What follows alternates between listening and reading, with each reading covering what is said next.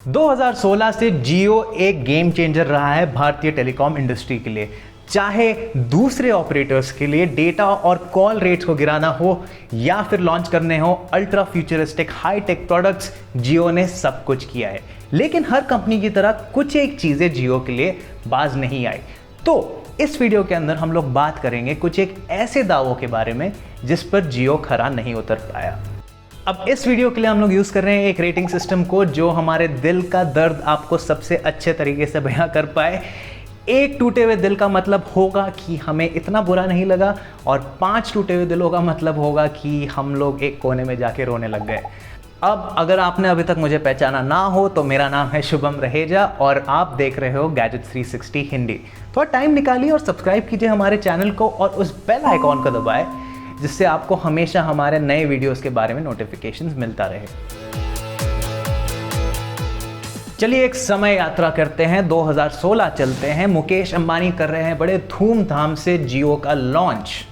अंबानी ने लॉन्च के टाइम वादा किया था कि जियो कस्टमर्स के लिए सारी वॉइस कॉल हमेशा फ्री रहेगी।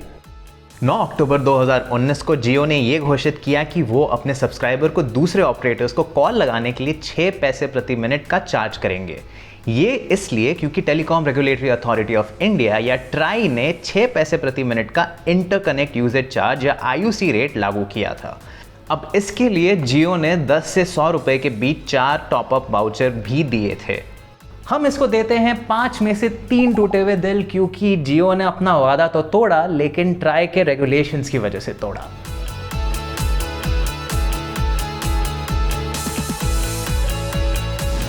अब 2019 में मुकेश अंबानी ने एक और घोषणा की थी, फर्स्ट डे फर्स्ट शो की। पर वो क्या होता है? स्कीम सिंपल थी। अब सिनेमा हॉल जाने के बजाय आपको नई फिल्में अपने सेट टॉप बॉक्स पर ही प्रीमियर के पहले दिन को देखने को मिल जाएगी। मस्त स्कीम है ना, मुझे भी बहुत पसंद आई थी। अब माना कि ये स्कीम सिर्फ डायमंड और उसके ऊपर वाले प्लान्स को लागू होने वाली थी, मतलब ये हर किसी के हाथ नहीं आने वाली थी। लेकिन सोचने की बात ये है कि ये स्कीम आने वाली थी 2020 में और इस साल के AGM में इसका कोई जिक्र नहीं था। हो सकता है कि इस स्कीम पर जियो वाले अभी भी काम कर रहे हो या फिर महामारी की वजह से काम थोड़ा सा ठंडा हो गया हो। इसको मिलते हैं 4 टूटे दिल, क्योंकि शीशा हो या दिल हो आखिर टूट जाता है। फिर 2019 जियो के लिए काफी चकाचक साल नहीं लग रहा है? तो 2019 AGM में जियो फाइबर के लॉन्च के दौरान किरण थॉमस और आकाश और ईशा अंबानी ने अनाउंस किया भारत का सबसे पहला ऑनलाइन मल्टीप्लेयर नेटवर्क। हालांकि हमें ये नहीं बताया कि इस प्लेटफॉर्म का क्या नाम है, पर हम मान के चल रहे हैं कि इसका नाम जियो गेम्स है। अब जियो ने यह दावा किया था कि उनके सेट टॉप बॉक्स में इनबिल्ट सपोर्ट है गेम कंट्रोलर्स के लिए, लेकिन कौन से कंट्रोलर्स सपोर्टेड है ये नहीं बताया। लेकिन यूट्यूबर्स जिन्होंने जियो फाइबर सेट टॉप बॉक्स को रिव्यू किया था, उनका मानना यह है कि जियो गेम्स बीटा फेज में है और उस पे कुछ एक गिने चुने टाइटल जैसे लूडो चैम्प्स, टुक टुक गो और टेक्स ट्विस्ट ही शामिल है, और फीफा का कोई जिक्र है ही नहीं जियो गेम्स के लिस्ट में। इसको मैं देता हूँ 5 में से 5 स्टार्स, क्योंकि मैं थक गया हूँ अलग अलग गेम प्लेटफॉर्म से अलग अलग गेम्स खरीद के, और मुझे लगता है कि क्लाउड गेमिंग जो चीज़ है ये हमारा फ्यूचर है। तो अगर ये जियो हमें देने वाला था तो मतलब मैं काफ़ी दुखी हूँ इसको लेके। अब इस रेटिंग सिस्टम को थोड़ा साइड में रखते हैं और बात करते हैं थोड़े फ्यूचरिस्टिक टेक के बारे में।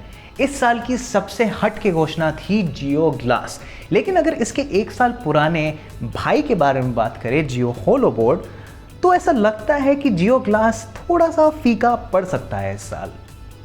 पिछले साल मिक्स्ड रियलिटी स्टार्टअप टेसरैक्ट के एक्विजिशन के बाद जियो ने होलो बोर्ड लॉन्च किया।